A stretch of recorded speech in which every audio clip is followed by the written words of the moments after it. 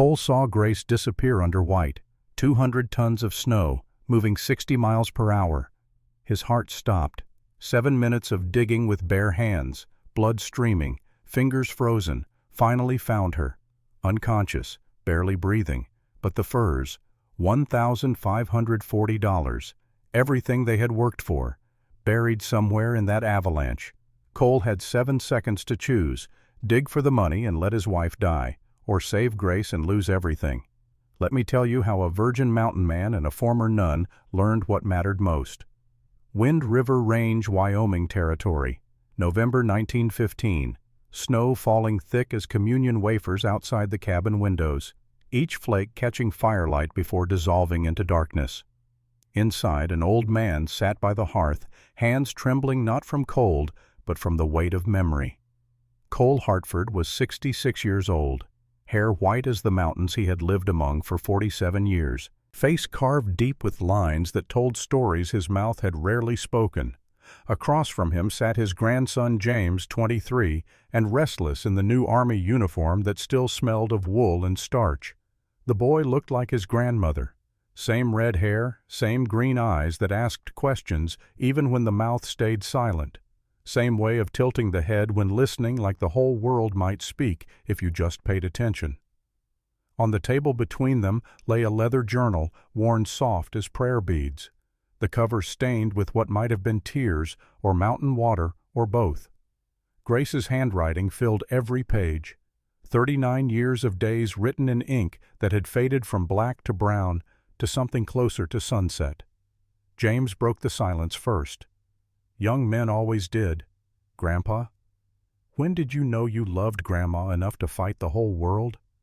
Cole looked up from the fire. His eyes still sharp despite the years, still the color of creek stones found his grandson's face. The boy was shipping out to France next week, the Great War they called it, though Cole could not see anything great about young men dying in mud thousands of miles from home. James had confessed earlier, voice shaking, that he planned to marry a Catholic girl named Marie, a French girl. His family, good Protestants, all had forbidden it.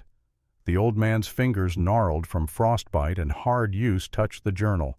The leather was cool smooth, like touching the past itself. Your grandmother wrote in this every night for 39 years. He said it slow, measuring each word, stopped only when the consumption took her last spring. James leaned forward. Firelight caught the buttons on his uniform. She was Catholic too, Cole continued. A nun, actually, for 10 years. The boy's eyes went wide. Grandma Grace was a nun. Cole nodded once, slow and deliberate. Let me tell you how a virgin mountain man married a former nun twice his size and survived the judgment of an entire territory. He opened the journal. The first page, dated August 1876, showed handwriting that shook like aspen leaves. The words were simple, brutal in their honesty. I arrived in hell today. They call it Redemption Creek. I call it the place where hope goes to die. But God sent me here for a reason I don't yet understand. But you need to understand where it started, Cole said. Not the day she arrived, the day she almost left. His voice dropped lower, finding the rhythm of story, the cadence of confession. August 20th, 1876. 3 weeks after we married. 21 nights after I last touched her. The fire popped. Snow whispered against the windows, and Cole Hartford, who had spent most of his life in silence, began to speak. Wyoming Territory, August 1876, 39 years earlier. The train pulled into Redemption Creek Station at 2 in the afternoon. 3 passenger cars, iron wheels screaming against iron rails. Steam hissed from the engine like a dying beast. The platform held maybe a dozen people, most of them men in dusty work clothes waiting for freight, not passengers. Cole Hartford stood beside his horse hat, pulled low against the August sun. 27 years old and built narrow as a fence post. Beard thick enough to hide most of his features. He had not spoken to another person in 6 days. The passenger door opened, and Grace Brennan stepped down. Cole's breath stopped. She was tall, taller than every man on that platform. 6 feet 2 inches of muscle and bone shoulders broad as a blacksmith's arms that suggested years of heavy labor. The brown calico dress she wore had been let out at every seam until there was no more fabric to give. But it was not her size that made Cole unable to look away. It was her face. Not beautiful by conventional measure. Square jaw, angular cheeks, a nose that had been broken once and healed crooked. But her eyes, green as new leaves, and in those eyes something Cole recognized immediately because he saw it every morning in the mirror. Loneliness. The kind that lived in your bones, the kind that made you forget what another person's voice sounded like. She saw him. Their eyes met across 20 feet of platform. Mrs. Hartford. His voice came out rusty, unused, like an old gate swinging open after years.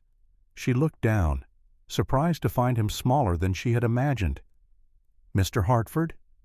"Yes, Grace Brennan." She extended her hand. Cole hesitated, then took it. Her hand swallowed his completely, calluses hard as a man's. "Horses over there. 2 hours to the cabin." That was all he could manage, all the words that would come. They rode in silence. Grace sat behind Cole on the old mare, hands loose around his waist, not holding tight, afraid to presume. Cole felt the weight of her solid and real, like a reminder that he was no longer alone. But he did not know what to say. 8 years in these mountains had stolen his ability to speak to people, especially women. The trail wound through pine forest, then opened to high meadows, where the Wind River Range rose like a wall of white stone, peaks sharp enough to cut the sky. At 11,000 feet, snow never melted, even in August. Grace looked at those mountains and thought, this is where hope goes to die. The cabin appeared as the sun touched the western peaks. Small, rough timber chinked with mud.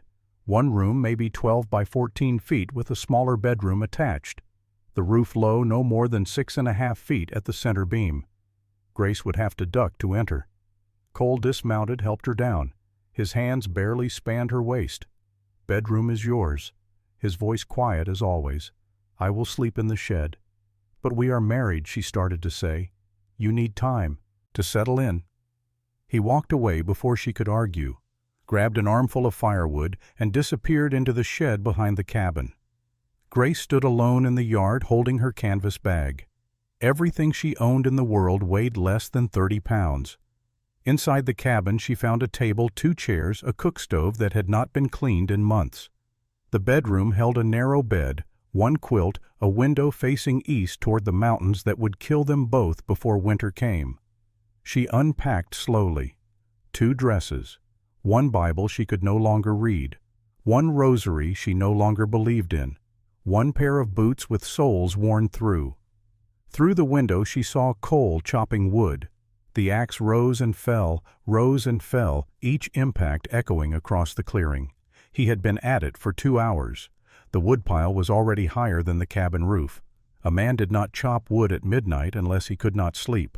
Could not sleep because something gnawed at him from the inside. Grace knew that feeling, had felt it for 10 years in the convent, lying on her narrow cot while the other sisters breathed peaceful sleep around her. While her body burned with wanting things her vows forbade. While every prayer felt like swallowing stones. She had left the convent for this. Left safety. Left certainty. Left the only home she had known since her parents died. Answered an advertisement in the Denver Post written in careful script. Homesteader seeking wife. Hard work. Simple life. Wind River country. Must be strong, faithful, willing. She was strong. God knew. 6 feet 2 inches of muscle and bone shoulders broad enough to carry a grown man, hands that could wring a chicken's neck or lift a full water barrel without strain. She was faithful too. 10 years of kneeling on stone floors until her knees bled. 10 years of eating thin soup and hard bread. 10 years of speaking only when spoken to. 10 years of trying to make herself small enough for God to love, but willing. That was where she had failed. Mother Superior Agatha had known, had seen the restlessness in Grace's eyes during Vespers, the way her gaze drifted to windows, to mountains beyond Denver streets, to anywhere but the crucifix on the altar. The old woman had tried to beat it out of her. 47 times over 10 years the rod had fallen on Grace's back. once for asking why they could not question doctrine, once for humming a song from her childhood, once for looking too long at a workman repairing the convent gate. The scars were still there, pale lines crisscrossing her back like a map of failed obedience. She had left anyway. Walked out of Holy Name Convent on a Tuesday morning, returned the habit to Mother Superior's trembling hands, and spoken the words she had been rehearsing for a year. I choose life. Mother Agatha had slapped her. The sound echoed in the stone chapel like a gunshot. You choose damnation, the old woman hissed.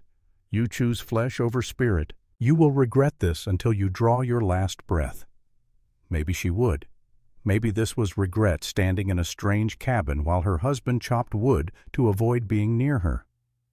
3 weeks passed like water through cupped hands. Day 1. Grace woke to an empty cabin. Cole already outside chopping wood, the rhythm steady as a heartbeat. Thack, thack, thack. She made breakfast, oatmeal from the stores Cole kept in the lean-to, coffee from beans she had to grind herself. When she called him in, he came, sat across from her, ate without speaking, left as soon as his plate was clean. Thank you for breakfast, he said at the door. The only words of the day. Day 2. Grace walked to the creek to wash clothes, the water so cold it numbed her hands in seconds. She scrubbed Cole's shirts against the rocks, hung them to dry on branches. When she looked up, she saw him watching from the tree line, 50 yards away, watching her work. When their eyes met, he turned and disappeared into the forest. Day 3. Grace tried to help with the traps. Cole had 15 set in a 6-mile radius around the cabin. He checked them every morning, walking the circuit in 4 hours. She offered to come along. Better if you stay here. Keep the fire going. His voice gentle but firm, like talking to a child. Day 7, the first week complete. Grace counted the words they had exchanged. 47 total. She wrote it in her journal. August 14th, 1876. Today is day 7. We have spoken 47 words. I count them. He is not the man I imagined. Small, thin, silent as the dead. But his eyes when he looks at me washing clothes at the creek, thinking I do not see there is something in them. Not crude desire, but hunger. Like a man dying of thirst who sees a well. I left the convent because I wanted to be touched, to be loved. But this man is more afraid of touching me than he is of the grizzly bears that mark his body with scars. Mother Superior was right. No man wants a woman like me. Too tall. Too ugly. Too much. Day 14. 2 weeks. Grace woke in the night, heard Cole in the shed. Sounds she recognized from her own lonely nights at the convent. Muffled. Desperate. The sounds of a man taking care of needs he could not speak of. She turned her face to the wall and wept. Day 15. Grace began packing her bag, laid each item on the bed like a funeral arrangement. Tomorrow she would take the morning stage back to Denver. Pretend this had never happened. Find work as a laundress or a cook. Anything was better than this slow death of hope. But that night, as she lay in bed listening to Cole chop wood outside midnight again, she thought no more running. She had run from her family, run from the convent. If she ran from here, she would run forever.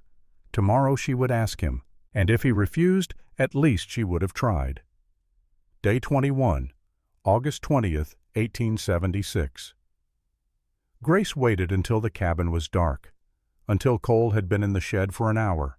The sound of his whetstone on steel rang clear in the night air, rhythmic, meditative, a man sharpening a blade because he had nothing else to do with his hands. She grabbed the oil lamp, walked across the yard. The shed door stood open, letting in the cool mountain air. Cole sat on a 3-legged stool, head bowed over his work. The Bowie knife was 12 inches of carbon steel edge, honed so fine it could split a hair. He did not look up when Grace filled the doorway. You should be asleep. His voice quiet as always, like he had forgotten how to speak at normal volume. Grace set the lamp on the workbench. The light caught the furs hanging from the rafters. Beaver and fox and marten, their eyes empty bodies flattened to valuable pelts. Steel traps lined one wall, jaws gaping. So should you. She had to stoop to keep her head from hitting the beams. Even stooped, she dominated the small space. Cannot sleep. You have been trying for 3 weeks. The knife paused mid-stroke against the stone. Grace stepped closer. He did not retreat, but his shoulders tensed, muscles going tight under the thin cotton shirt. Why will you not touch me? The question hung in the air like smoke. Cole's jaw clenched. His knuckles went white on the knife handle. Finally he looked up. His eyes, creekstone gray with flecks of gold that caught lamplight, held something close to pain. Because I do not know how. The words came out broken, like each one cost blood. Grace blinked. What I do not know how. His voice cracked. I have never been with a woman, never even kissed a woman before our wedding day. The knife clattered to the workbench. His hands started shaking, fine tremors running up his arms like fever chills. Grace stared at him.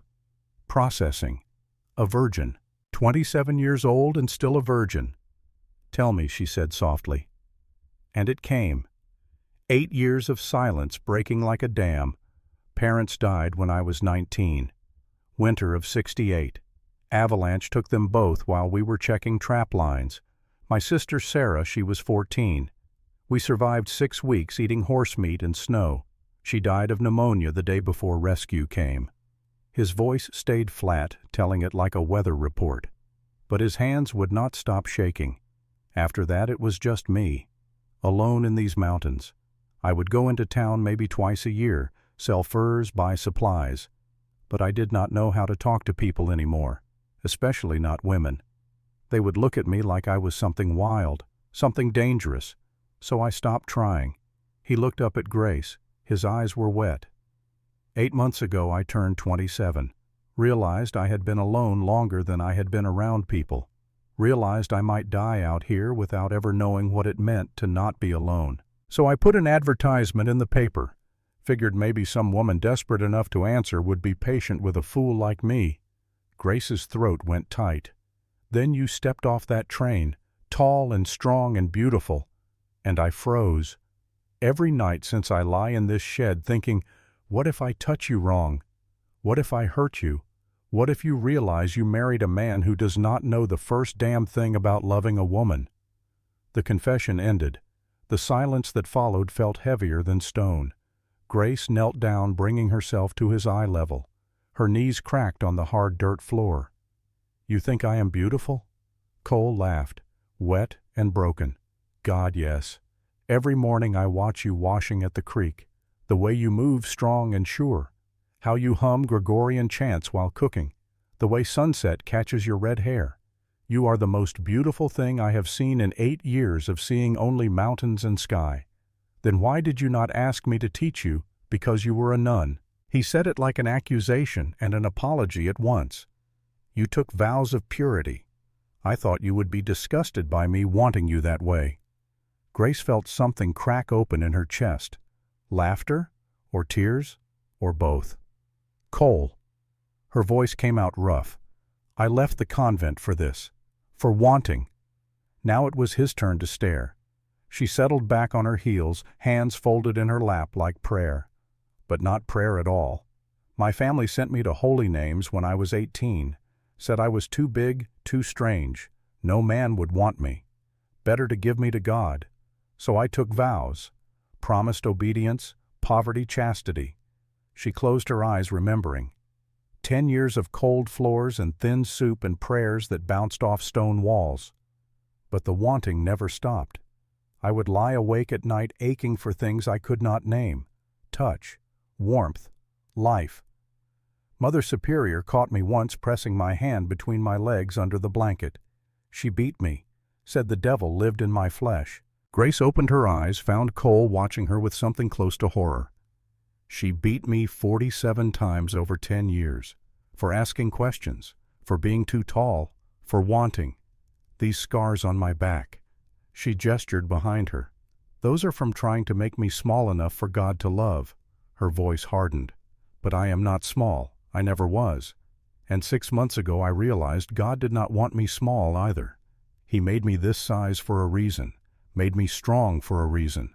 So I left, walked away from safety because I wanted to tremble, wanted to know what it feels like to be wanted as a woman, not just as a servant scrubbing floors. She reached out, took his shaking hands in hers. Her hands were twice the size, calloused from work but gentle. I do not need you to know how, Cole. I need you to want to learn. Do you want me, not as a wife to cook and clean, as a woman? Cole's breath caught. His fingers tightened on hers. So desperately it keeps me awake every night. Grace smiled. First real smile in 3 weeks. Then we will learn together. I will show you where I end, and you find everything in between. They walked back to the cabin in silence. Not the heavy silence of the past 3 weeks, but something else. Something charged with possibility and fear in equal measure. The night was cold. August in the high country, the kind of cold that promised early snow. Stars scattered overhead like thrown salt. More stars than Grace had ever seen from Denver streets. The Milky Way cut across the sky, a river of light flowing between peaks. Cole's hand found hers in the darkness. His fingers rough-scarred from trap springs and knife slips and frostbite, but they held on with surprising strength. Grace's hand swallowed his completely, but he did not let go. They walked 200 paces from the shed to the cabin. Each step felt like crossing a border between countries. Behind them, loneliness and fear. Ahead, the unknown. The cabin door creaked open. Cole went in first, lit the oil lamp on the bedside table. The flame caught grew through golden light across the small room. Grace stood in the doorway, suddenly afraid. The bed looked impossibly small, the ceiling too low. Everything built for regular people, and she was anything but regular. "What are you thinking?" Cole's voice came soft from beside the bed. "That I do not know how to be small." His hands went to the buttons of his shirt, started undoing them, fingers fumbling. Then, "Do not be." The shirt came off. Grace saw scars. A grizzly had carved 8 inches of furrow across his ribs. The scar tissue raised and rough, the mark of claws trying to gut him. 1872. Cole touched it absently, like checking it was still there. "She came at me while I was checking traps. Had cubs nearby. I got my knife into her throat before she opened me up all the way." His voice was matter-of-fact, telling it like a recipe. Grace stepped closer into the lamplight. Her eyes traced the scar, then found others. 3 fingers on his left hand were shortened, the ends blunt and scarred. Frostbite. Winter after my parents died. Had to dig through snow with bare hands looking for firewood. Fingers died slow. Cut them off myself before gangrene could spread. A circular scar on his right shoulder. Puckered and deep. Shoshone arrow. 74. Land dispute. Was not his fault. I was on his hunting grounds. Dozens of smaller marks scattered across his torso. Knife slips, rope burns, thorn scratches, branch whips. The accumulated damage of 8 years surviving alone. Cole stood there, shirtless, scars on display. Looked at her with something close to shame. "I am built for surviving, not for loving." Grace reached up, started unlacing her dress, the brown calico that had been let out 3 times and still strained across her shoulders. "Show me your scars," she had said. Now it was her turn. The dress fell. The undershirt followed. She stood before him in lamplight. Her body was not soft, not curved in the ways paintings showed women should be. She was all muscle and bone, shoulders broad as a man's, arms thick from hauling water and scrubbing floors and digging garden beds. Her breasts were large but firm, her stomach flat and ridged with muscle, her thighs powerful enough to crush. Cole's breath stopped. "Grace, you are like one of those Greek statues, like strength carved from marble." Then she turned her back. The scars from Mother Superior's rod crisscrossed her skin in a web of faded white lines. 47 scars. 47 times someone had tried to beat the life out of her. They tried to make me ashamed of wanting. She said it to the wall. It never worked. She turned back around, facing him fully, naked and unashamed. "This is who I am, Cole. Scarred, big, too much for most men. Can you want this?" He stepped forward, reached out with those scarred, frostbitten hands, touched her shoulder with something close to reverence. Every single inch, he whispered. She sat on the edge of the bed first. The frame creaked under her weight but held. At this height they were finally eye to eye. Face to face. Equal. "Teach me," Cole said. His voice had gone rough with want and fear mixed together. He stood between her knees close enough that she could feel the heat coming off his skin. Grace took his right hand in both of hers, studied it. The calluses, the scars, the shortened fingers. A hand that had killed and skinned and survived. She guided it to her neck. "Here. Slow. Like you are memorizing it." His fingers traced the line of her throat. Tentative at first, then more confident. Finding the pulse that hammered there, following it down to her collarbone. Grace shuddered. Cole felt it. His eyes went wide with something like wonder. That, yes. He did it again. Slower this time, deliberately making her tremble. His fingers learned the hollow at the base of her throat, the ridge of her collarbone, the curve where her neck met her shoulder. Each touch drew a reaction. A sigh. A gasp. A full body shiver she could not control. "You are so responsive," he murmured. "Every touch makes you shake." Because nobody ever cared enough to notice. The words came out before she could stop them. True and raw and painful. Cole's eyes glistened in the lamplight. Then, "I will spend tonight proving them all wrong." The lamp burned low. Outside, the Wyoming wind moved through the pines. Coyotes called to each other across the darkness. And in the small cabin, two people who had been alone their entire lives learned what it meant to be found. Morning came cold and clear. Grace woke in Cole's arms for the first time.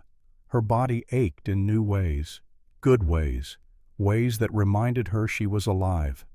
He slept still, face buried in her hair, breathing steady and deep. She did not want to move. For the first time in 28 years, she felt safe. But the world does not let you stay safe. A knock at the door. Loud. Angry. The kind of knock that says, trouble has come calling. Grace sat up carefully, trying not to wake Cole. Her muscles protested, reminding her of the night before in ways that made her blush even alone. She pulled on her dress fingers, clumsy with the laces, and padded barefoot to the main room. The knocking came again, harder. 3 sharp blows that rattled the door frame. She glanced back at the bedroom. Cole stirred, reached for where she had been found empty space. His eyes opened. "Someone is here," she whispered. He moved fast, rolled out of bed, pulled on trousers, grabbed the Sharps rifle from its pegs on the wall. The weapon was longer than Grace was tall, heavy as sin, the kind of gun that could drop a buffalo at 300 yards. "Nobody comes here." His voice flat. "Ever." He checked the rifle. Already loaded. Always loaded. 8 years alone in the mountains had taught him to be ready. Grace watched him move. This was different from last night's fumbling tenderness. This was the mountain man, the survivor, the man who had killed a grizzly with a knife. The knocking stopped. A voice called out instead, loud, confident, used to being obeyed. "Hartford, open up, official business." Cole's jaw clenched. He moved to the door rifle, held low but ready, cracked it open just enough to see out. 2 men stood in the clearing, morning sun behind them, faces in shadow. The first was fat. Not farmer fat or aging fat, but the kind of fat that came from easy living and rich food. He wore a black suit despite the mountain-cold vest straining across his belly, gold watch chain glinting. His face was pale and doughy jowls that shook when he talked. Wade Hutchins, land speculator out of Lander. Cole's voice telling the story 40 years later would carry something close to hatred. Man who made his money buying land cheap and selling dear. Did not matter who got hurt in between.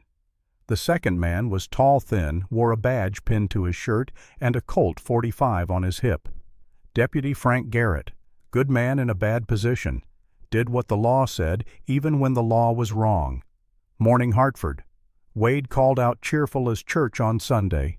Heard you got yourself a wife. Congratulations." His eyes found Grace through the gap in the door, traveled up and down her height, lingered too long. Cole stepped into the doorway, blocking Wade's view. "What do you want?" "Hutchins." Wade pulled papers from his coat pocket, unfolded them with the careful precision of a man who knew exactly what weapons he carried. "This your homestead claim, filed in '64. You know it is. Well, there is a problem." Wade smiled. Teeth too white, too perfect. A big problem. He held up the papers. Legal documents stamped and official looking. "Your father filed this claim under the Homestead Act. Required 5 years continuous habitation to gain full ownership, but he died in '68, 4 years after filing. Never completed the requirement." Cole's knuckles went white on the rifle stock. Wade continued enjoying himself now. "You have been living here, true, but you never filed a claim in your own name. As far as the law is concerned, this land is public domain, available for claim." He tucked the papers back into his coat. "I filed a new claim last month, legal and proper. This land is mine now. You are squatting on my property." Grace stepped forward, moving beside Cole. She had to duck under the doorframe. Even ducked her presence filled the space. "That is not possible. This is his home. His father's grave is 100 yards from here." Wade's eyes crawled over her again. "Law does not care about graves, sister. Law cares about paperwork." Deputy Garrett spoke up, voice apologetic but firm. "I checked with the land office in Cheyenne, Hartford. It is legal. Your father never completed the 5-year requirement. The claim is void." Cole lifted the rifle, not pointing it, not yet. But the message was clear.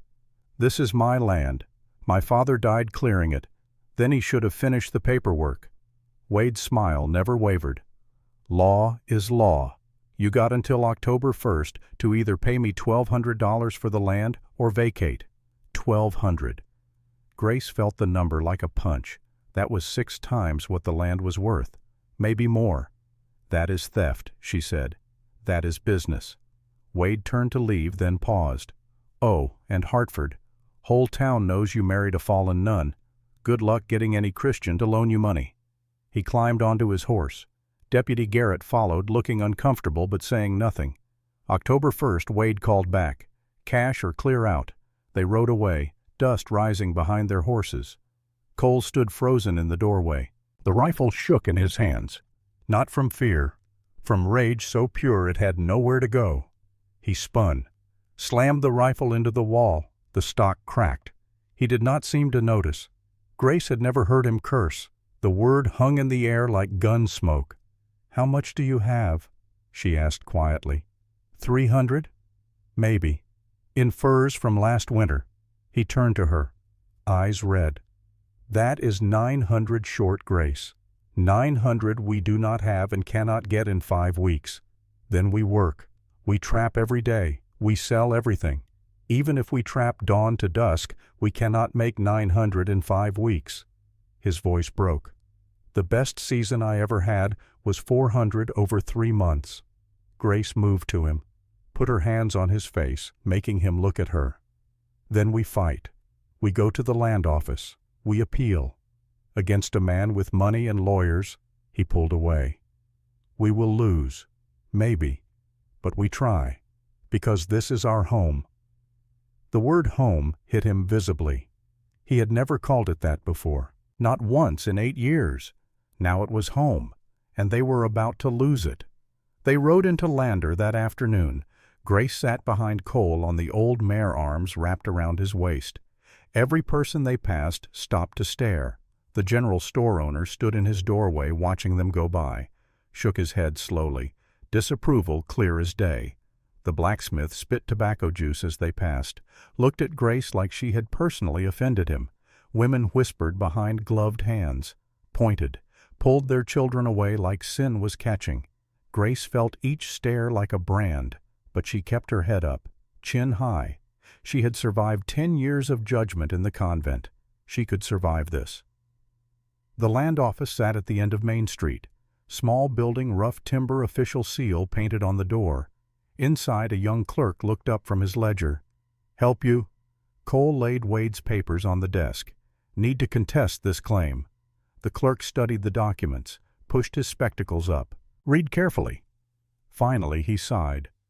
Mr. Hartford, I am afraid Mr. Hutchins is correct. Your father's claim was never completed, and you never filed independently. The land is legally available for homesteading. There has to be something we can do. You could file a counterclaim, challenge his ownership.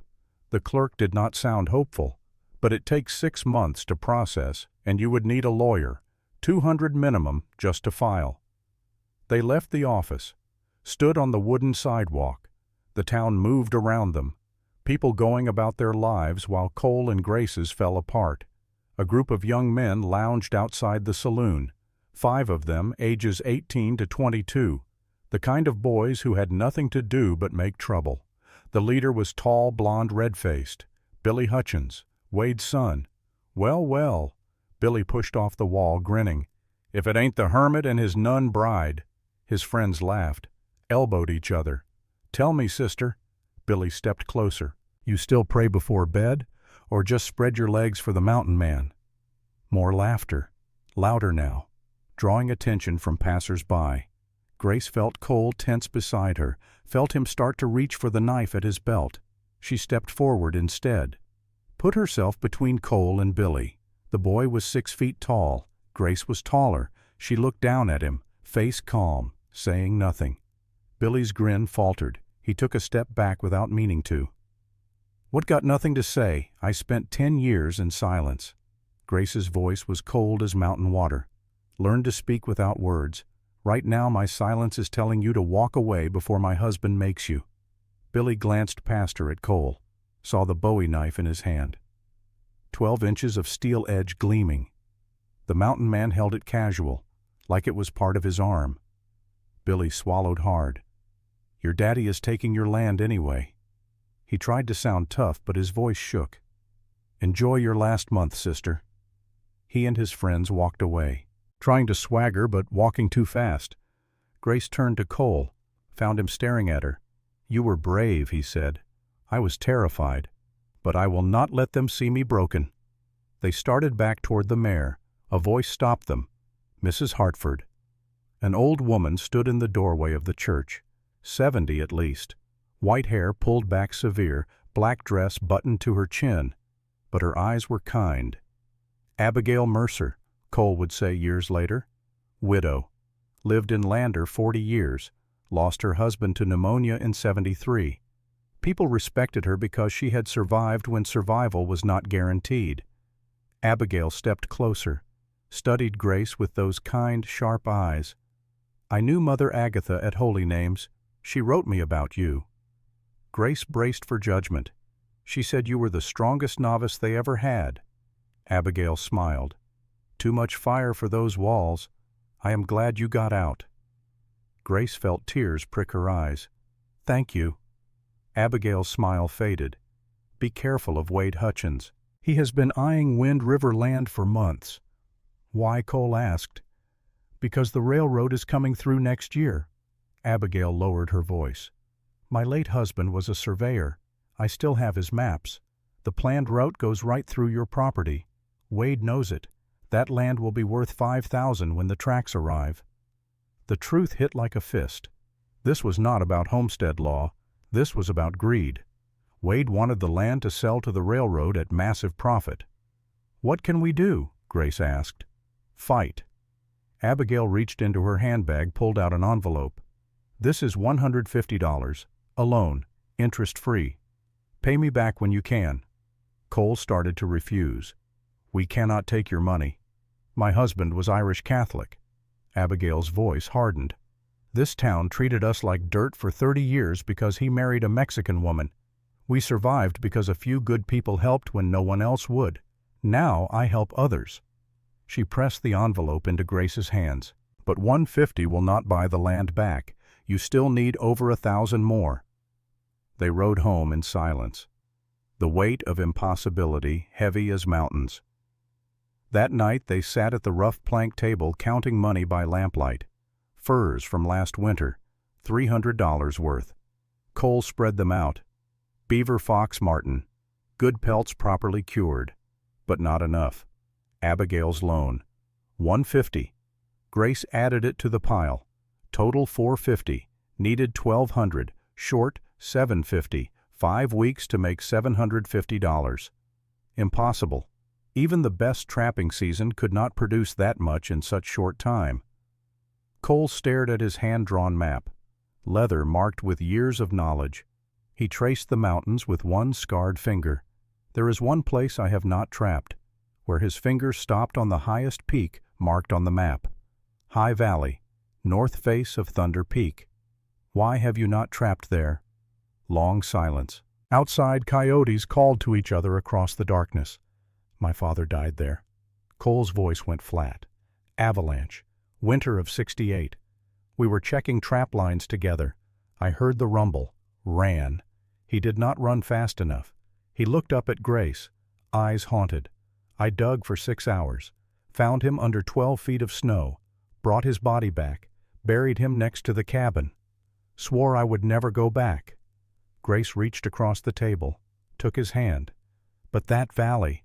Is it good for trapping best in the territory? Untouched for 8 years. Beaver, marten, fox. Hundreds of them probably. He met her eyes. Could get 800 to 1,000 in furs if we work 3 weeks straight. His jaw clenched. But it is dangerous. Avalanche risk. Grizzlies, early snow, and you have never trapped a day in your life. Then teach me. She said it gentle but firm, like you taught me last night. Cole looked at her. This tall, strong former nun who had given up safety for love, who had stood up to Billy Hutchins without flinching, who had survived 10 years of beatings rather than become small. We leave in 3 days. He said it quiet. Up there 3 weeks. Back by September 20th to sell furs and pay Wade by October 1st. No room for error. Grace nodded. If we do not try, we lose everything anyway. I would rather fail fighting than quit without trying. Cole leaned across the table. Kissed her. You sound like a mountain woman already. The fire burned low. Outside, the stars wheeled overhead in their ancient dance. Thunder Peak loomed in the distance, white and deadly. And in the small cabin, 2 people who had found each other prepared to climb toward either salvation or death. 3 days to prepare for the mountain that might kill them both. Day 1, August 22nd, 1876. Dawn came cold to the high country. Frost on the meadow grass breath visible in morning air. Cole woke Grace before sunrise, handed her a tin cup of coffee so strong it could strip paint. Today, you learn to read the mountain. Not just see it. Read it. Like a book written in tracks and scat and broken branches. They walked to the creek in silence. Mist rose from the water ghostly in the half-light. The world still asleep except for them and the ravens that called warnings from the pines. Cole knelt at the mudbank, pointed to marks in the soft earth. Beaver. See the 5 toes' webbed feet, and hear the drag mark from the tail. Means this one weighs 40 pounds, maybe 45. Male. Walking east toward dam number 3. That is where we set the trap. Grace knelt beside him, studied the prints. Her large hands hovered over the tracks, not touching, just learning the shape.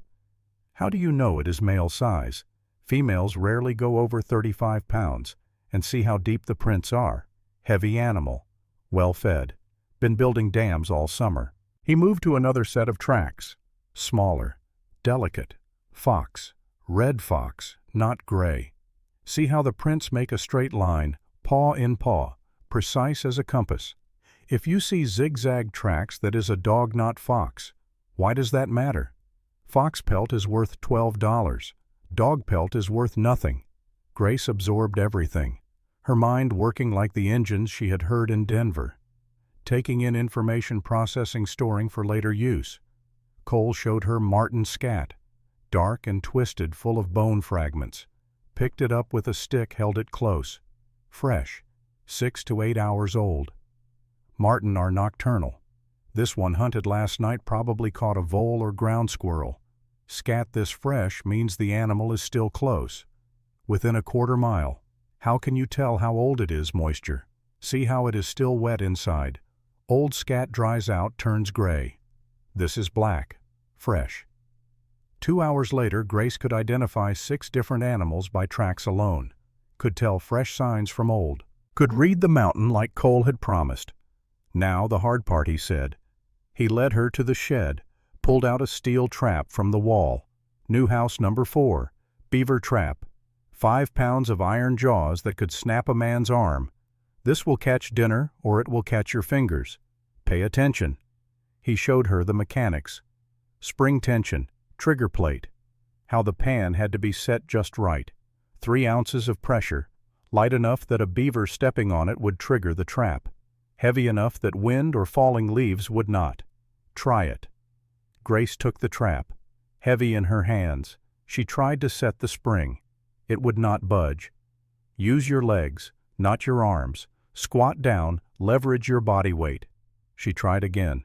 The spring compressed. Click, set. Now the pan. She adjusted the trigger plate. Too sensitive. The trap snapped on her thumb. Grace yelped, pulled her hand back. Blood welled from the skin, but the bone was intact. Cole was there immediately. Took her hand. Examined it. Not broken. Good. You will do that 10 more times before you learn. I did it 15. He bandaged her thumb with a strip of cloth torn from his shirt. Again. By noon, Grace could set a trap in 20 minutes. By evening, 10 minutes. Her hands were bleeding in 4 places, but she could work a new house number 4, blindfolded. Cole killed a rabbit for dinner. Quick neck snap. Humane. Then laid it on the workbench. Skinning is art. Do it wrong, you ruin the pelt. Ruin the pelt, you waste the animal's death. He made the first cuts. Behind the legs, around the ankles, connecting up the inside of the thigh. His knife moved with the precision of a surgeon. Smooth cuts. See? Not jerky. Jerky cuts tear the hide. Torn hide is worth half as much. He peeled the skin back.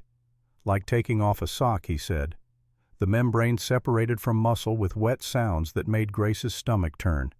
Your turn. He killed a second rabbit.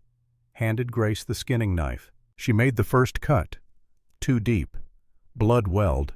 She had nicked the muscle beneath. Shallower. You are cutting skin, not meat. She tried again. Better. The hide separated, but her hands were shaking. The smell hit her then. Raw meat and blood and the musk of wild animal. Her stomach heaved. She turned away and vomited into the dirt. Cole waited. Did not mock. Did not rush her. When she turned back, he handed her a canteen. Everyone does that the first time. I vomited on my first 7 rabbits. You are doing better than I did. Grace took a breath. Wiped her mouth. Again. By sunset, she had skinned 4 rabbits. The last one took 12 minutes and came out clean. No tears. No wasted hide. Cole smiled. First real smile she had seen from him. You are a natural. Most people take weeks. Day 2. August 23rd. Packing day. Cole spread everything on the cabin floor. Made Grace watch as he sorted. Trapping equipment. 40 traps total. 25. New house number 4 for beaver. 5 pounds each. 125 pounds. 10 Victor number 3 for fox. 3.5 pounds each. 35 pounds. 5 Victor 1.5 for marten. 2 pounds each. 10 pounds. Stakes, chains, spare parts. 30 pounds. Total trapping equipment 200 pounds. Weapons and tools. Sharps rifle 50 caliber 9 pounds. 50 rounds ammunition 5 pounds. Bowie knife 1.5 pounds. Skinning knife set 1 pound. Whetstone ½ pound. Hatchet 3 pounds. Total weapons 20 pounds. Camp gear. Canvas tent 8 by 10 15 pounds. Wool blankets 8 pounds each. 2 blankets 16 pounds total. Rope 100 feet 5 pounds. Cooking pot and pan 6 pounds. Total camp gear 42 pounds. Food for 3 weeks. Dried venison 20 pounds. Flour 10 pounds. Salt 2 pounds. Coffee beans 3 pounds. Hardtack biscuits 8 pounds. Total food 43 pounds. Grand total 305 pounds. Cole looked at Grace. I will carry 210. You carry 140. Grace shook her head. I can carry more. I am stronger. Cole studied her, realized she was right. Fine. 180 each. But if altitude hits you, I take yours. No argument. Agreed. Grace spent the afternoon sewing, made extra pockets in her dress for small items, matches, string, a spare knife, made a pack harness from canvas and rope fitted to her wide shoulders, made bandages from torn shirts, made mittens from rabbit fur. Cole watched her work. Those large hands that looked so clumsy were nimble with needle and thread, each stitch even and tight. Where did you learn to sew like that, convent? 10 years mending robes and habits and blankets. Sister Agnes said I had the hands of a laborer, but the precision of a surgeon. She was right. Day 3, August 24th, the day of the graves. Cole woke Grace in darkness, stars still bright overhead. He handed her coffee, said nothing, just walked out into the pre-dawn cold. She followed. 100 yards from the cabin, 3 aspen trees stood like sentinels. Beneath them, 2 wooden crosses. Jonathan Hartford, 1825 to 1868. Husband, Father Mountain Man. Sarah Hartford, 1854 to 1868. Beloved daughter, sister. Grace knelt before the graves. Catholic habit. Cole stood with hat in hand. Pa. Cole's voice was quiet but steady. I am going back, to Thunder Peak, where you died. Long pause. Wind moved through the aspens. Leaves rustled like whispered prayers. I know I swore I would not, but I got no choice. Wade Hutchins is taking the land you cleared, the land Ma loved, the land Sarah is buried in. His voice cracked but did not break. I got a wife now, Grace. She is different, stronger than any woman I ever imagined. Braver too. She is going with me. And if something happens, if I do not come back, I am sorry. I am sorry I could not keep the land safe like you would have wanted. Grace bowed her head, folded her hands in the old way. Lord, I do not know if you are listening anymore, have not felt you since I left the convent, but if you are there. She looked at the graves. Protect us, not for me. I made my choice when I left you. But for Cole, he is a good man. Better than any man I knew at the convent, better than the priests who blessed me while judging me. If you punish anyone on that mountain, punish me, not him. Cole heard this, placed his hand on her shoulder. God is not punishing nobody. Mountain is just mountain. We respect it, we survive. We don't, we die. That is all. Grace looked up. You do not believe in God. I believe in what I can touch. Mountains, snow, the feel of your hand in mine. That is my religion now. August 25th, 1876. 5 in the morning. They left in darkness. The trail started gentle through pine forest, thick with the smell of sap. Ground soft with needles. The mare carried most of the weight, but they each wore packs. Grace's shoulders already aching under 180 pounds. First hour, 5,000 to 6,000 feet. Easy pace. Grace strong, keeping up with Cole. They talked as they walked. How many times have you climbed this? Before Pa died. 12 times. After never. Why did you and your father come here? Best trapping in Wyoming. Valley up top has beaver dams 4 stories high. Martins so thick you could trap 50 in a week. But getting there. He pointed ahead at the mountain. Peak shrouded in clouds. That is the price. Second hour. 6,000 to 7,000 feet. Trail steeper. Grace breathing harder. Not tired yet, but feeling the climb. Cole watched her from the corner of his eye. Slow down. Altitude will hit around 7,500. Third hour. 7,000 to 8,000 feet. Forest thinned. Temperature dropped. 85 degrees to 65 in the span of a mile. Grace stumbled twice. Not from exhaustion, just not used to mountain terrain. Loose rocks, hidden roots, every step requiring attention. Fourth hour, 8,000 feet. They stopped at a creek. Ice-cold water clear as glass. Cole knelt, watched the current. Hands moving lightning fast.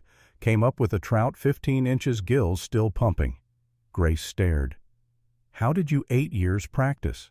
Watch the shadow, not the fish. Your hand has to be faster than their eyes can track.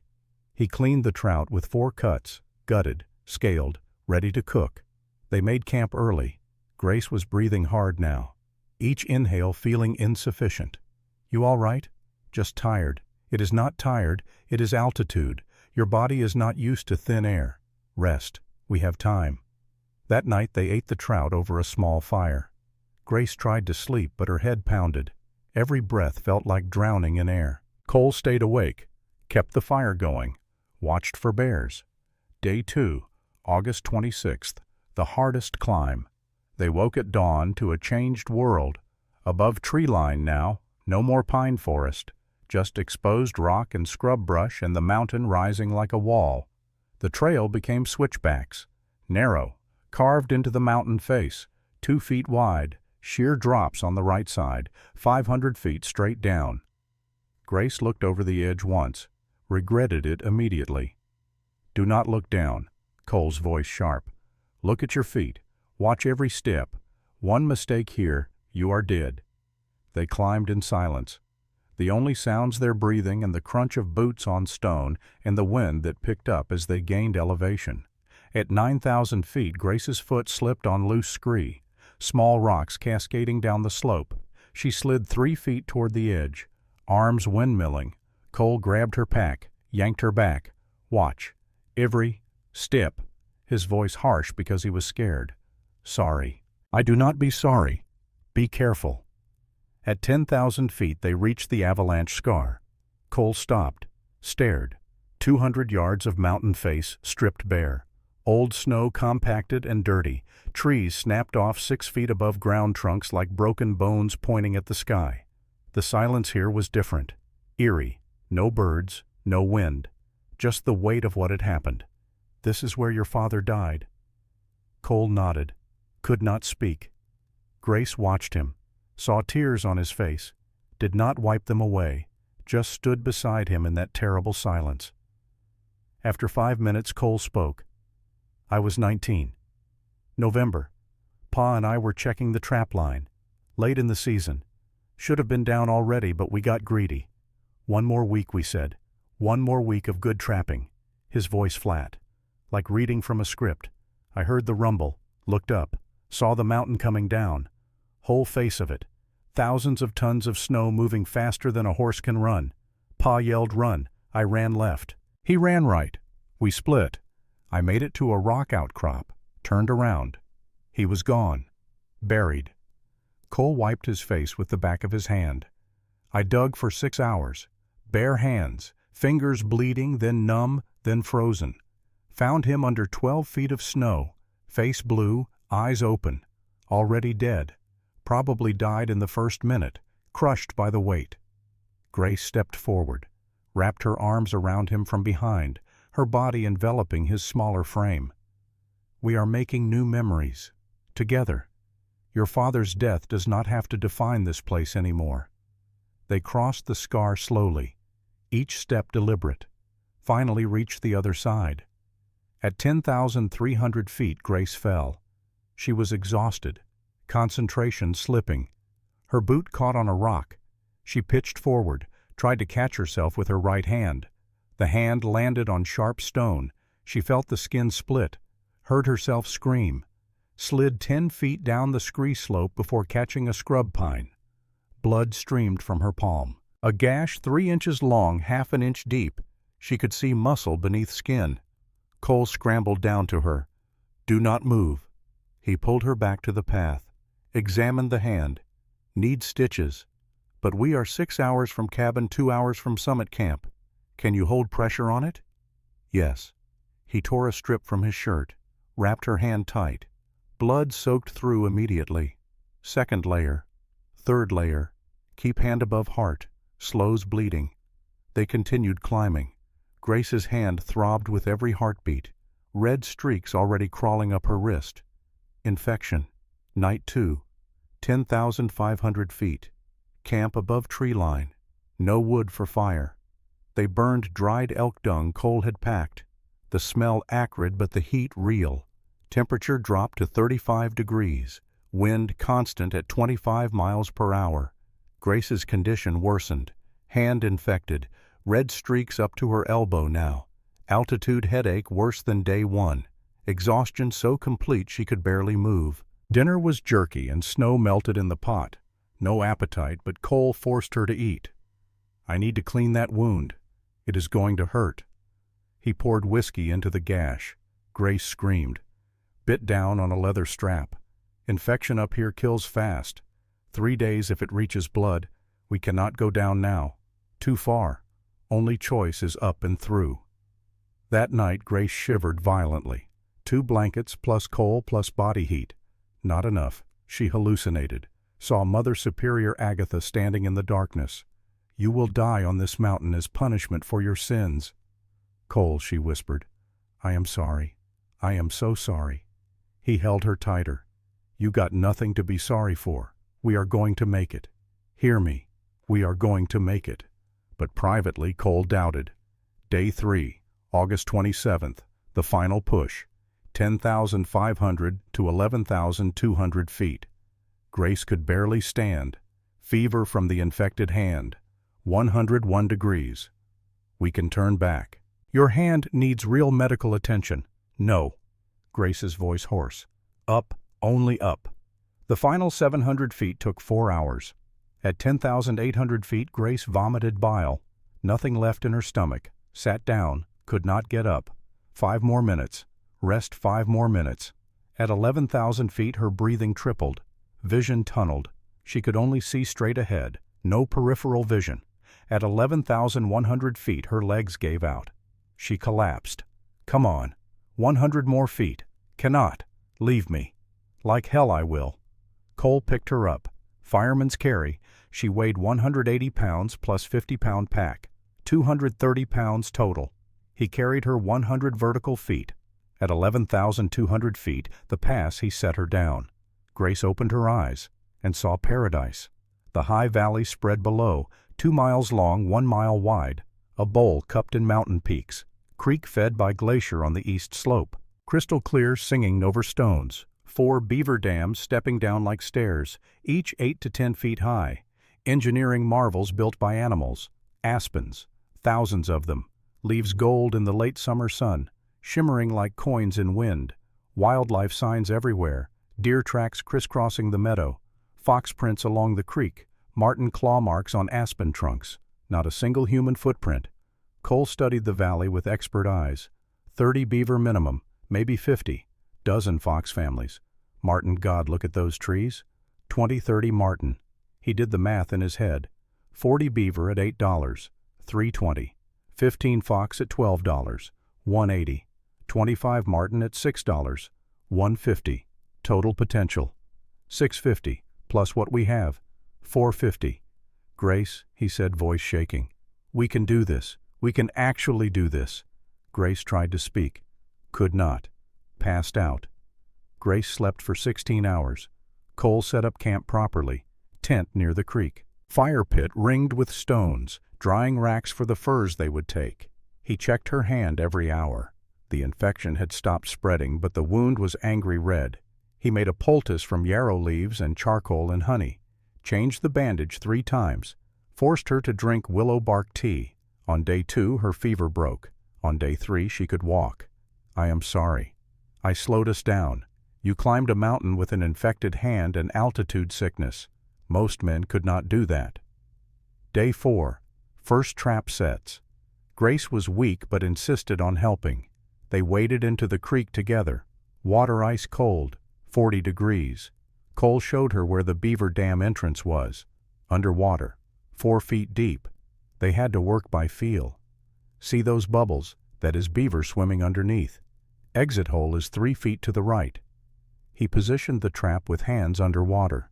Set the spring, covered it with mud, staked the chain. How do you know where to put it if you cannot see?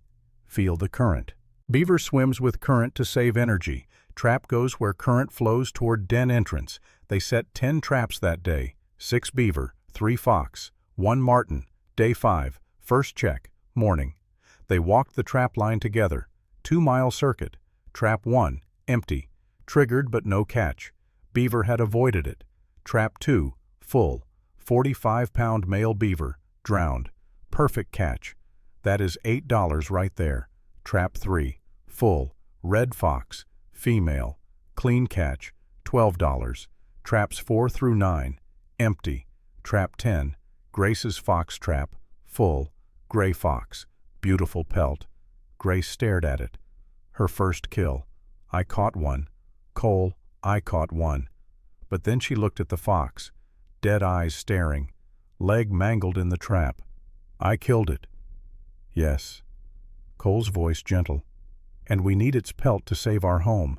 This is survival. It is not pretty, but it is necessary. Grace touched the fox, whispered a prayer. Thank you for your sacrifice. May God welcome you. Cole did not mock, just waited. Day 5 totals. 3 animals, $28. First earnings. Day 6, skinning. 3 animals to skin. Grace watched Cole do the first beaver, 12 minutes for an expert. Her first attempt took 45. She made the initial cuts, 2 deep, tore the hide in 3 places. $8 pelt became $3 damaged pelt. She worked for 45 minutes, hands cramping. When she finished, she cried from frustration. I ruined it. Cole held her. I ruined 15 pelts my first month. You are doing fine. Second beaver, 30 minutes. Only 1 tear, $6 value. Third beaver, 20 minutes. No tears. Full $8 value. She was learning. Week 1 totals. 9 beaver, $72. 6 fox, $72. 3 marten, $18. Week 1 total. 162. Running total. 450 plus 162. 612. Still need 588. At this rate we will have enough in 2 more weeks, Grace said. If the rate holds, animals get trap shy. Numbers will drop. But nights in the tent they grew closer. Night 3. Too exhausted for lovemaking. Just held each other. Cole talked about his father for an hour. First time in 8 years. Night 5.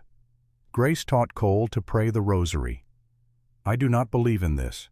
Just try. For me. He did. Found it peaceful. Would not admit it. Night 7. They made love. Gentle, slow, exhausted, but connected. I love you, Grace said. I love you too. First time they had said it. Week 2, days 8 through 14. Grace became expert fast. Day 8, set 8 traps in 4 hours. Would have taken 2 days in week 1. Day 9, identified marten territory by scent alone. Musky, distinctive. Day 10, set perfect fox trap that caught 3 foxes in 1 day. Rare. Cole watched her with pride. You are better than I was at this stage. Natural talent or desperation makes you learn fast. Days 8 through 11. Results escalated. 13 beaver, 104, 9 fox, 108, 7 marten, 42, 4-day total, 254, running total, 612 plus 2, 54, 866, still need 334, 1 more good week, that is all we need. But ominous signs appeared. Trap 12, triggered, chain broken, beaver escaped, lost $8, trap 15, sprung empty, animal figured out how to steal bait, and tracks around camp, large tracks, very large, grizzly. Cole studied the prints, male, 800 pounds, maybe more, been watching us. Is that bad? Depends if he is curious or territorial. Day 11, September 6th, 1876. Grace alone. Cole stayed at camp skinning yesterday's catch. 8 beaver backlog. I will check the north line. Traps 20 through 30. Take the rifle. I am fine. It is a mile. I will be 30 minutes. Grace. I will be fine. She went without the rifle. Mistake number 1. Grace reached trap 24 at the 4th beaver dam. Full. Nice 50-pound male. She knelt to retrieve it. That was when she smelled it. Musk. Heavy. Rank. Wild. Grizzly. She froze. Listened. Breathing. Behind her. Close. Maybe 30 feet. Slowly she turned her head. Female, 7 feet tall at the shoulder, 800 pounds of muscle and claw and teeth, and behind the bear, 2 cubs, 6 months old, 80 pounds each. Worst possible scenario. Mother grizzly protecting cubs, most dangerous animal in North America, more dangerous than wolves, more dangerous than anything. The bear saw Grace. Huffed. Warning huff. Grace knew what Cole had taught her. If bear huffs, it is warning you. Leave slowly. Do not run. She started backing away. Hands up. Non-threatening. The bear huffed again. Louder. Grace took another step back. The bear charged. Not bluff charge. Real charge. Full speed. 30 miles per hour. Grace ran. Forgot everything Cole taught. Pure panic. Boots pounding earth. Breath screaming in lungs. Bear behind her. Could hear it. Thud, thud, thud of massive paws. Distance closing. 30 feet. 25. 20. She screamed. Cole. 300 yards away, Cole heard. Dropped the skinning knife. Grabbed the Sharp's rifle. Ran. Grace's vision narrowed. Trees flashing past. Creek to her right. Cannot outrun grizzly. Cannot climb. Only chance. Reach Cole. She saw him. 100 yards ahead. Running toward her. Rifle raised. Bear right behind. 10 feet. 8 feet. She could hear its breathing. Could smell it. Cole saw Grace running. Saw grizzly 8 feet behind. No clean shot. Might hit Grace. Distance 100 yards. Target moving 30 miles per hour. Sharp's accurate but not for running shots. He had one chance. He led the target, breathed out, fired, boom. Recoil nearly knocked him over. The bullet traveled 100 yards in .3 seconds, hit grizzly in shoulder, not kill shot. Painful. Bear roared, stopped chasing Grace, spun toward Cole. Now Cole was the threat. Grace stopped running. Bear 50 feet from Cole. Cole reloading. Takes 12 seconds. Bear will reach him in 6. She had a choice. Keep running to safety or go back and help. She went back. Saw 20-pound rock. Picked it up. Convent strength. Threw. Rock flew 60 feet. Hit Bear in head. Crack. Bear stopped. Confused. 2 threats. Turned toward Grace again. Cole finished reloading. Aimed. Fired. Second shot clean. Through heart. Bear dropped. Dead before it hit ground. Silence. Except for their breathing. Fast. Panicked. Cole ran to Grace. Grabbed her. Held her so tight she could barely breathe. You came back. Why did you not keep running? Because you did not run when the bear attacked you in 72. That is different. I am. You are what? More valuable, more important. No. You are my husband, and I do not leave you. He kissed her. Hard, desperate, like he thought he would never kiss her again. That night they made love with urgency, like each moment might be the last. Cole discovered pleasure after near death was twice as intense.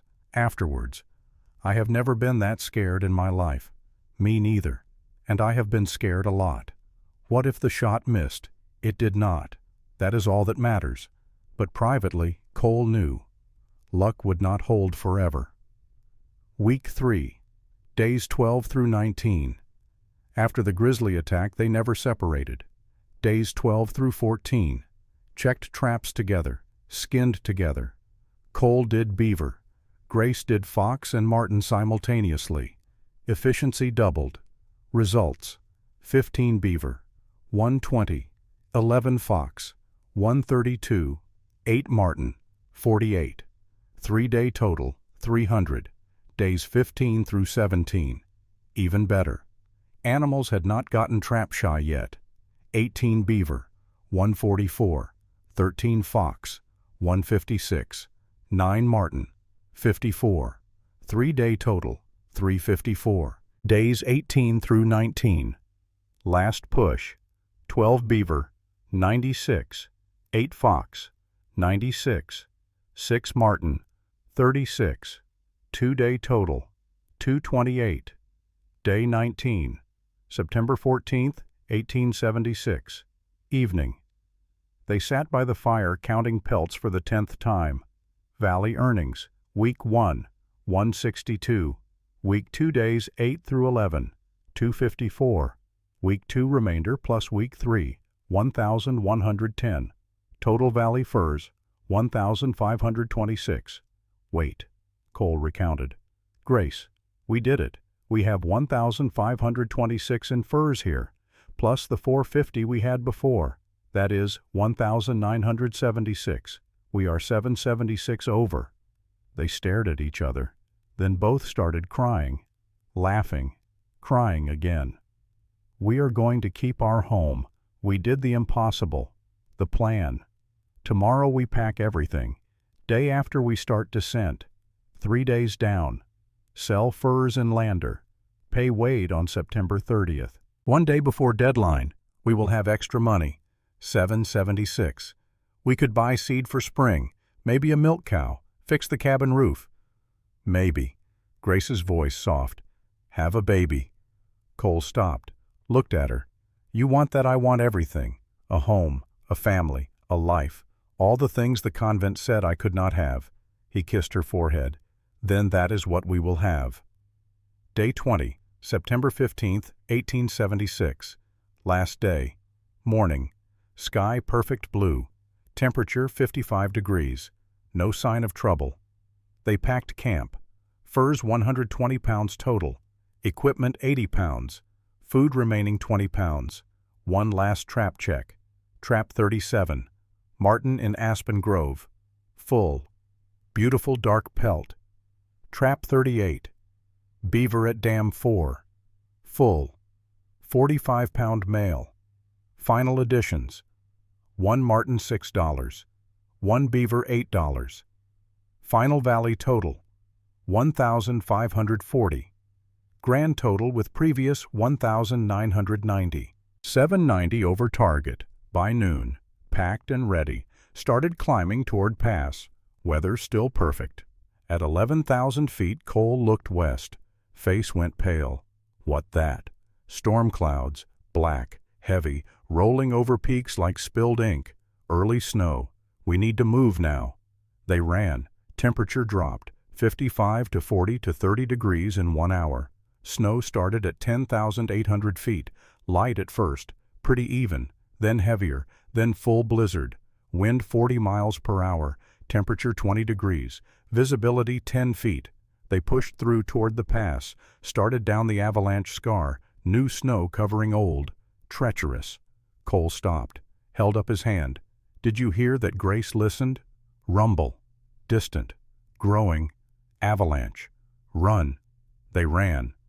But the slope was steep. Covered in new snow. Every step sliding. Grace's foot caught. She fell. The pack of furs tore from her back. Tumbled down slope toward cliff edge. $1,540. Everything they had worked for. Rolling away. She lunged for it. Caught the pack. Held on. The avalanche hit. 200 tons of snow moving 60 miles per hour. It buried everything. Cole saw Grace disappear under white. His heart stopped. Grace. He dug with bare hands. No shovel. Just fingers clawing through snow and ice. Blood streaming from torn fingernails. Hands going numb from cold. 5 minutes. 6. 7. Grace. Answer me. Grace. His hand hit fabric. He dug harder. Found her arm, still warm, pulled her free. She was breathing, but unconscious.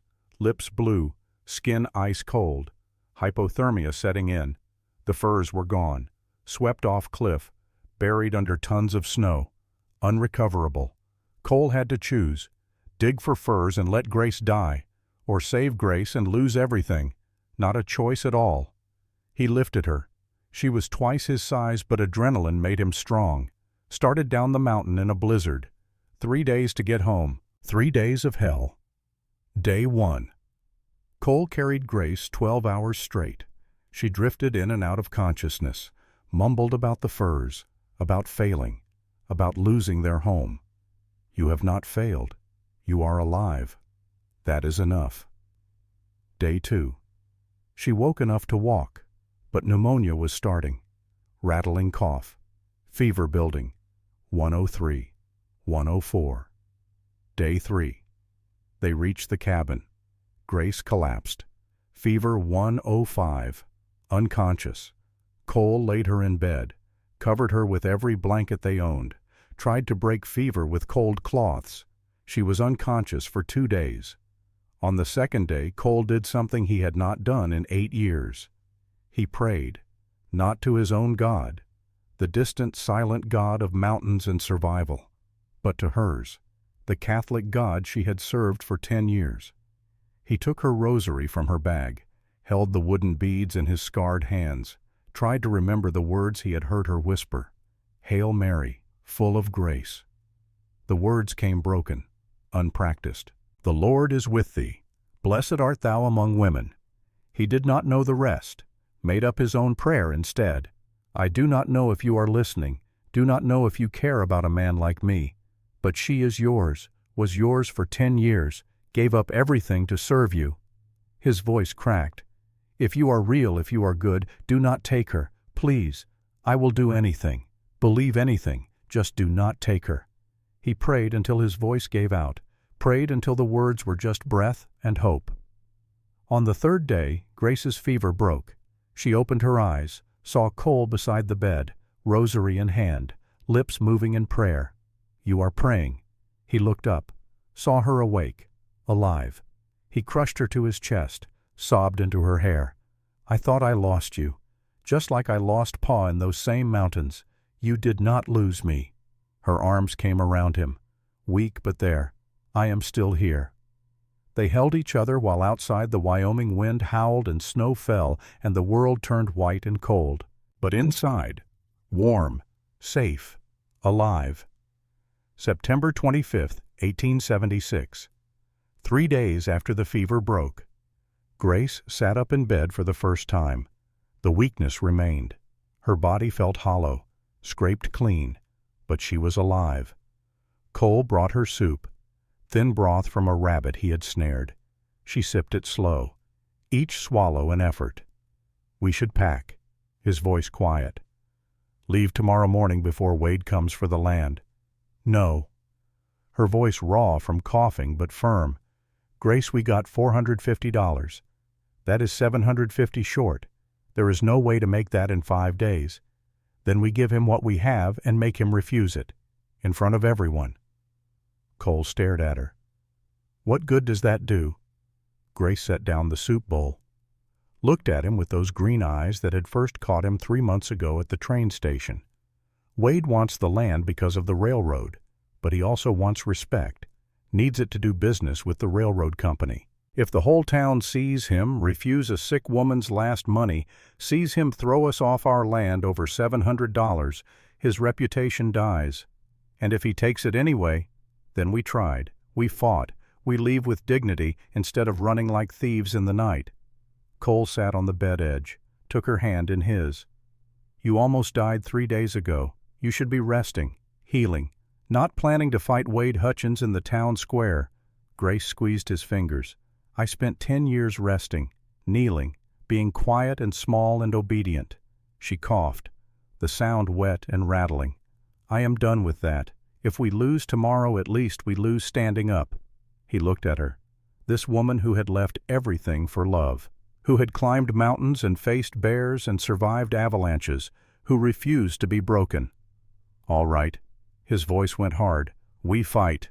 October 1st, 1876. The Day of Judgment. They rode into Lander at noon. The whole town had gathered in the square. Word had spread. The hermit and the nun were making their stand. 150 people crowded the dirt street, men in work clothes and Sunday suits, women in bonnets and shawls, children running between legs, sensing drama. A wooden platform had been erected in front of the general store. Wade Hutchins stood on it, black suit spotless, gold watch chain gleaming in the autumn sun. Sheriff Tom Bradley stood beside him, badge catching light, face neutral but uncomfortable. Billy Hutchins and 3 friends lounged nearby, grinning like wolves. Cole helped Grace down from the mare. She could barely stand. Pneumonia had stolen 20 pounds she could not afford to lose. But she stood straight, chin up, refusing to show weakness. The crowd parted as they walked toward the platform. Whispers followed. "Look at her. Half dead. Poor things. Wade is going too far this time." Wade's voice boomed across the square. "Mr. Hartford, do you have my $1,200? Cole climbed onto the platform. Grace stayed below, leaning against a post for support. "No, sir. We have $450. He set a leather pouch on the makeshift table. Coins clinked inside. Wade opened it, counted slowly, making a show of it. $450. You are $750 short." His voice dripped satisfaction. "Not acceptable." Cole kept his face blank, but his hands clenched. "We spent 3 weeks in the mountains trapping. Got $974 in furs. Early snow hit. Avalanche buried everything. My wife nearly died." He pointed down at Grace. She swayed slightly, gripping the post. "This $450 is everything we have left in the world." The crowd murmured, sympathy building. Some people had seen them ride up the mountain 3 weeks ago, seen them come back half frozen, Grace barely alive. Wade shrugged, unmoved. "I am sorry for your troubles, but law is law. You cannot pay, you forfeit the land." Grace moved then, pushed off from the post, climbed the platform steps. Each step visible effort. But she made it, stood before Wade, still taller than him despite the sickness, still strong despite the weakness. "Mr. Hutchins, we are asking for mercy." "Not mercy, Mrs. Hartford. Business." "Then let me make you a business proposition." She turned to face the crowd, raised her voice so everyone could hear. "This man wants our land because the railroad is coming through next year. He has been buying property along the route. Our land is the last piece he needs. When he gets it, he will sell to the railroad for $5,000. Wade's face reddened. "That is speculation. Is it?" Abigail Mercer stepped forward from the crowd, holding a rolled map. "Mrs. Mercer has her late husband's survey maps. They show the planned route going right through Hartford land. The railroad filed it with the territorial office last month. Public record." Abigail unrolled the map, held it up. The route was marked clear as day, cutting straight through the Wind River property. The crowd's murmur grew louder, understanding spreading like fire. Grace continued, voice gaining strength. "So Mr. Hutchins stands to make $3,800 profit from taking land from a man who has lived there 8 years, a man whose father is buried there, whose mother and sister died there." She paused. "Let it sink in. Is that the kind of businessman Lander wants representing us to the railroad?" She turned back to the crowd. "We are offering everything we have. $450. If that is not enough for Mr. Hutchins, fine. But when the railroad comes, when they ask who sold them this land, remember this day. Remember he chose $750 over mercy, over decency, over doing what is right." Silence fell, heavy as snow. Wade saw the crowd, saw faces turning against him. Calculation flickered in his eyes. He needed these people, needed their respect to do business. If the whole town thought him a cheat, the railroad deal would be harder. Other deals would dry up, but he could not back down completely, not without losing face. "I will accept $450 as down payment." His voice was tight. "You have 6 months to pay the remaining $750. Interest 10% per year." Cole stepped forward. "We cannot make $750 in 6 months, even trapping all winter." Wade shrugged. "Then you will lose the land in April instead of today, but at least I will look reasonable." Some in the crowd nodded, seemed fair on the surface. But Grace saw the trap. Winter trapping would bring $300 if they were lucky. Still $450 short come April. Wade would get the land anyway. Just delayed. She opened her mouth to argue. A voice cut through the square. "I will loan them $200. Abigail Mercer stepped onto the platform, opened her handbag, pulled out a thick envelope. No interest. 10-year repayment. Cole started to protest. "Mrs. Mercer, you already gave us $150. "Quiet, boy." Abigail's voice was steel-wrapped in kindness. "I am not done." She turned to the crowd. "My husband and I were outcasts here for 30 years. Mexican wife, Irish husband. Neither one welcome. But we survived, built a life. When he died, he left me enough to help others." She looked directly at Wade. "I will not let a greedy man destroy a marriage braver than any I have seen in this town." Another voice rose. "I will loan 100. Big Jim Murphy, the Irish blacksmith who had spit tobacco at Grace 2 weeks ago. His face was red with shame. My wife is Catholic too. I was wrong to judge." He stepped forward, laid coins on the table. Mr. Carson, the general store owner, came next. 50 from me. Miss Sarah Thornton, the school teacher, unmarried for 20 years. 75 from my savings. One by one they came. Ranchers, shopkeepers, workers. Some gave $20. Some gave 10. Some gave 5. The pile grew. In 15 minutes, the crowd had gathered $650, added to Cole's $450, $1,100 total, still 100 short. Wade smiled. "Still short. Nice try. But the law says 1,200. Deputy Frank Garrett stepped forward. He unpinned his badge, dropped it in the dirt. The metallic clink rang loud in the sudden quiet. "I will cover the last 100. His voice was quiet but clear. "I quit, Wade. This whole thing is dirty, and I will not be part of it." He laid 5 gold double eagles on the table. $20 each. 100 total. Total. 1,200. Exact. Sheriff Bradley stepped forward, counted the money, verified it. "Mr. Hutchins, they have full payment. Do you accept?" Wade stood trapped, every eye on him. If he refused now after the town had rallied, his reputation would be destroyed forever. His jaw worked, face twitching. Finally, through gritted teeth, "I accept." The crowd erupted, cheering, clapping. Not everyone. Some faces showed disgust, but enough celebrated to matter. Grace's knees buckled. Cole caught her, held her up. She turned to the crowd, to the people who had saved them. "Thank you." Her voice broke. "All of you. Thank you." Cole climbed the platform with Grace still in his arms, put her down gently. She swayed but stood. He looked at the crowd, at faces that had whispered and judged and mocked them for 3 weeks. His voice carried across the square. "I got something to say." The crowd quieted. "Most of you know me as the hermit, the mountain man who does not talk to people. That is fair. I have not been social." He looked at Grace. "But this woman changed that. She is former Sister Grace from Holy Names Convent in Denver. She left her vows to marry me, broke her promises to God because she wanted to live, really live." His voice grew stronger. "This town has been talking, calling her fallen nun, calling me fool who married a woman too big, calling us unnatural." The crowd shifted uncomfortably. They had said these things, were still saying them. But here is what I know. This woman climbed 11,000 feet, learned to trap in 3 weeks, faced a grizzly bear that would have killed most men, nearly died in an avalanche trying to save our future. He took both her hands, and when we lost everything, she stood up here sick as death and fought for our home. He turned to face her fully.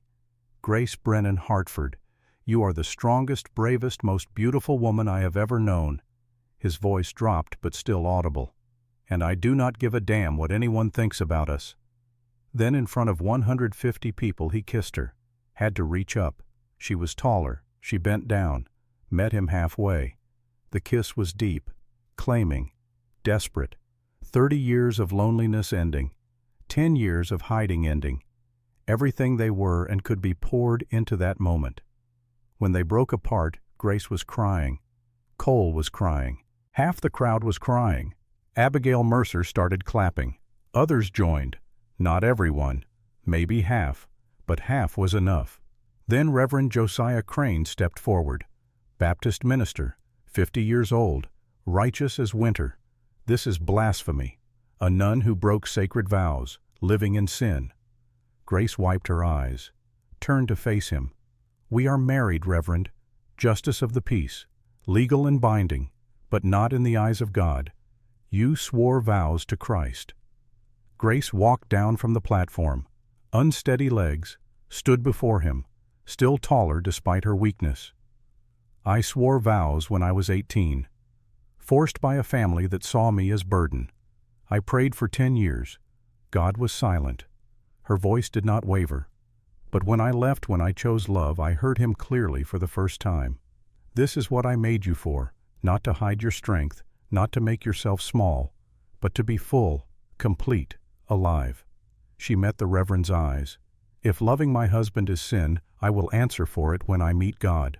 But I do not think it is.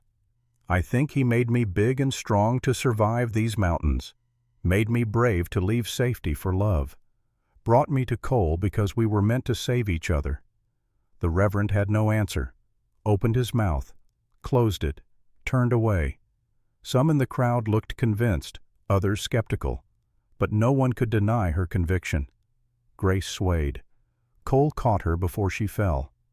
"Let us go home." Yes, she leaned on him. "Let us go home." They spent the next 6 months paying back debts. October 1876. Cole trapped Dawn to dusk. Grace recovered from pneumonia, helped skin and cure. They made $240, paid Abigail $50, paid Big Jim $30, paid Mr. Carson $10. November. Grace started teaching children to read. 3 days a week. $2 per child per month. 8 children signed up. $16 monthly income. December. Christmas came. They hosted a small dinner for those who had helped. Abigail, Big Jim and his wife Margaret, Mr. Carson, Miss Sarah, former Deputy Frank. Grace cooked Irish stew from her childhood. Everyone said it was the best meal they had eaten all year. January through March 1877. Winter trapping brought $680 total. By March 15th, they had paid every penny. The land was theirs. Truly, completely. No debts hanging over it. April 1877. 8 months after their first night together. Grace woke feeling strange, nauseous, tired despite sleeping 10 hours. Her breasts ached. She had missed her monthly bleeding twice now. At the convent, she had stopped bleeding after 5 years of near starvation. Thought herself barren. But now, with regular food and happiness, her body had healed. She rode to Lander, found Dr. Helen Matthews, the only physician in town, a woman, rare for the profession, 45 years old, sharp-eyed, competent. Dr. Matthews examined her, smiled. "Congratulations, Mrs. Hartford. You are about 10 weeks along, due in October." Grace sat stunned. A baby, due in October. The doctor washed her hands. "You are healthy. Should be a normal pregnancy." Grace rode home in a daze, found Cole chopping wood behind the cabin. She watched him work, shirtless despite the spring chill, scars on display, muscles moving under skin. This man who had learned to love her, who had chosen her over everything. Cole. He turned, saw her face, set down the axe. "What is wrong?" "Nothing is wrong." She walked to him. "Everything is right." She took his hand, placed it on her belly. "We are having a baby." He froze, completely still, eyes wide. "A what?" "A baby. Our baby. Due in October." He dropped to his knees, put both arms around her waist, pressed his face to her stomach. She felt him crying, felt the wetness soaking through her dress. "We are going to be parents." "Yes, I do not know how to be a father." She laughed, carded fingers through his hair. "You did not know how to be a husband either, but you learned." October 15th, 1877. Exactly 1 year after they saved the land from Wade Hutchins. Grace's labor started at dawn, lasted 14 hours. Dr. Helen Matthews came to the cabin. Abigail Mercer assisted. Cole stayed through all of it, holding Grace's hand, wiping her forehead, whispering encouragement. Men did not usually stay for births, but Cole refused to leave. At 8 in the evening the baby came, a girl, 9 pounds, healthy, screaming with strong lungs, red hair like her mother, gray eyes like her father. They named her Sarah, after Cole's sister, Sally for short. Cole held his daughter for the first time, hands trembling. "She is so small." Grace laughed, exhausted. "She is 9 pounds. That is big, not compared to you." He kissed Grace's forehead. "Thank you." That night the 3 of them slept together. Sally between her parents, safe, loved, home. November 1877. Sally was 1 month old. Grace wanted her baptized Catholic, but there was no Catholic church in Lander, only Baptist and Methodist. Father Patrick O'Brien was a circuit priest, traveled through Wyoming territory every 3 months, saying Mass for scattered Catholics. Grace wrote to him, asked him to baptize Sally. He arrived in early November, 55 years old, Irish accent thick as wool, kind eyes but stern face. She met him at the makeshift chapel, really just a room above the general store. "Father, thank you for coming." He studied her. "You are the former Sister Grace, the one who left holy names." "Yes, Father." He shook his head. "You are excommunicated, left your vows, married outside the church." "I know, but my daughter is innocent. She deserves God's blessing." Father O'Brien frowned. "The child was conceived outside sacramental marriage. We are married, justice of the peace, not recognized by the church." He crossed his arms. "I cannot baptize a child born of sin." Abigail Mercer, who had come along for support, stepped forward. "Father, this woman nearly died saving her family. She has taught 16 children to read for free. She has lived more Christian life in 1 year than most lifelong churchgoers." She faced the priest directly. "If God does not accept her, then maybe your God is too small." Father O'Brien's eyes widened. Then slowly he laughed. "You are right, Mrs. Mercer. Absolutely right." He turned to Grace.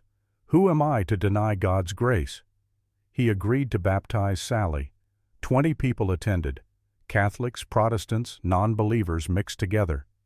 Abigail stood as godmother, Big Jim Murphy as godfather. First time Lander had seen a mixed faith ceremony. Afterward, Father O'Brien spoke privately with Grace. "This does not mean you are forgiven by the church. That would require confession, penance, annulment of your marriage." Grace met his eyes steadily. "I understand, and I am not asking forgiveness. I am asking for my daughter to be welcomed into faith. As for me, God and I have made our peace." The priest studied her, nodded slowly. "I believe you have." The years passed. Life built itself day by day. 1878. Sally learned to walk at 10 months. Fast, determined, stubborn. Cole built an addition to the cabin. 2 more rooms. Grace's school grew to 20 children. The town started paying her $30 a month. 1879. A son was born, James, named after Reverend Crane, who had objected at the town square but had slowly grudgingly come to accept them. The Reverend cried when he learned the baby's name. 1880. The railroad arrived, just as Abigail's maps had predicted. Wade Hutchins made his fortune selling other land to the railroad company. But not the Hartford land. Never the Hartford land. Wade approached Cole one day in town. "I will buy your property for $5,000. Cole looked at him. "At this man who tried to steal their home. It is not for sale. This is where my family lives, where my parents are buried, where my children will grow up." Wade's face twisted. "You are a fool, Hartford. That land is worth a fortune." "Maybe, but some things matter more than money." Cole walked away, never looked back. 1881. A daughter was born, Abigail, called Little Abby, 8 pounds, quieter than her siblings, watchful eyes that missed nothing. 1882. Another son, Jonathan, after Cole's father, 7 pounds, loud, demanding, always hungry. 4 children now, ages 5, 3, 2, and newborn. The cabin rang with noise, crying and laughing and shouting. The sounds of life. 1889, 13 years after the wedding. Grace was 41, Cole 40. Their children were 12, 10, 8, and 7. They sat on the porch one evening, watching the kids play. Sally was teaching James to read. Little Abby and Jonathan were climbing aspens, seeing who could get higher. Grace wrote in her journal, as she did every night. August 20th, 1889. I left the convent 13 years ago today. Sometimes I think about the life I abandoned, the quiet, the safety, the simplicity. Then I look at my husband, my children, my home, and I know I would not trade this for anything." Cole read over her shoulder. "You ever regret it leaving?" She thought about it. "Honest, I regret the 10 years I wasted hiding. But leaving never, not even when we almost died in the mountains, especially not then, because that is when I learned you would choose me over everything." He kissed her head. "Every time. Every single time." They sat in comfortable silence, hands linked, watching their children grow in the golden light. April 3, 1915, 39 years later. Grace woke knowing she was dying. Had known for months but kept it from Cole. The consumption. Same disease that had killed Mother Superior Agatha. Fitting somehow. She was 67, had lived 40 years with Cole, seen her children grow and marry, held 12 grandchildren, built a life beyond anything she dreamed in that convent cell. She wrote her final journal entry. "Cole thinks I do not know I am dying, but I know consumption like Mother Agatha. Perhaps this is God's way of reminding me where I came from. But I am not afraid. I had 40 years of more happiness than I thought possible. I had a husband who learned every spot on my body that made me tremble and never stopped learning.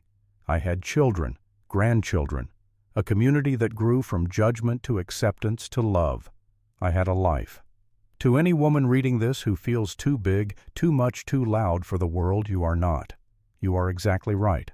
Find someone who sees that, then tremble together." She died 3 days later, Cole holding her hand, her children surrounding the bed, grandchildren waiting outside. Her last words, whispered so soft only Cole heard. "Every night. You learned me. Every night." He kissed her forehead. "And you taught me what it meant to live." She smiled, closed her eyes, did not open them again. Cole buried her next to his parents, next to his sister Sarah, in the ground she had fought to keep, the ground that had become home. November 1915. The fire had burned to coals. James sat silent, processing everything. Cole closed the journal, set it gently on the table. So that is the story. A virgin mountain man and a runaway nun, 40 years of marriage, 4 children, 12 grandchildren, and more love than I knew existed in the world. James wiped his eyes. "And you never regretted it, even when it was hard, especially when it was hard." Cole looked at his grandson. The hard times proved it was real, proved it was worth fighting for. James pulled out a photograph. A young woman, dark hair, bright eyes. "This is Marie, French Catholic from Lyon. My family says I am betraying our faith, throwing away my future. But Grandpa, when I am with her, I feel like I found home." Cole studied the photograph. "She looks like she could survive mountains." James laughed. "Farmer's daughter, stronger than most men I know." Cole leaned forward. "Then marry her boy. Before you ship out to France. If you wait until after the war, you might not come back. Or she might not wait." "But the family?" "Damn the family." Cole's voice went hard. "Listen to me, James. Your grandmother left everything for love. We nearly died for it. Lost our money, our safety, our reputation." He picked up the journal. "But we gained 40 years of waking up next to our best friend. That is worth more than any approval, any inheritance, any proper marriage. What if we do not make it the war, the distance, the culture? Then you will have tried, you will have fought for love." Cole's eyes were fierce. Better to fight and lose than never fight at all. He handed James the journal. "Take this to France. Read it when you doubt. And when you find Marie, tell her I said be brave. Tremble together." James hugged his grandfather, long and tight. "Thank you, Grandpa."